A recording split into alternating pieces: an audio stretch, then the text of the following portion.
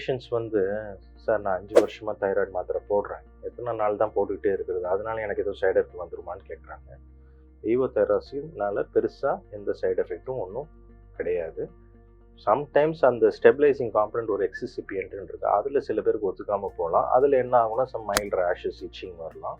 Dose heavy ஆகிடுச்சுன்னா கொஞ்சம் படபடப்பு வரலாம், கை நடுங்கலாம். அது டோஸ் ஹெவியான உங்கள் ரொட்டீன் டோஸ் இல்லாமல் மிஸ் பண்ணி வேறு ஏதாவது டோஸ் போட்டிங்கன்னா, சம்டைம்ஸ் சில பேர் ஹார்ட் கண்டிஷன்ஸ் இருக்கிறவங்களுக்கு எடுத்தோடனே ஹெவி டோஸ் போட முடியாது. நம்ம என்ன பண்ணுவோம், அவங்களுக்கு மைல்டு டோஸ் போட்டு அப்படியே கிராஜுவலாக டைட்ரேட் பண்ணி இன்க்ரீஸ் பண்ணுவோம், அவங்க எப்படி அது வந்து டாலரேட் பண்ணுறாங்கன்னு.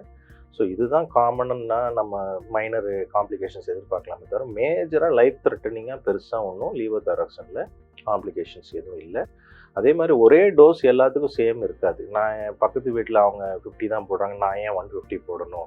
நம்ம 5 வரலே ஒன்றும் கிடையாது. அப்படி இருக்கும்போது நம்ம எப்படி பக்கத்து வீட்டுக்காரங்க, நம்ம சொந்த அண்ணன் தம்பிக்கும் நம்ம ஜீனுக்குமே வேறு. ஸோ டாக்டர் சொல்கிற டோஸை கரெக்டாக போடுங்க, கரெக்டான டைமுக்கு போடுங்க.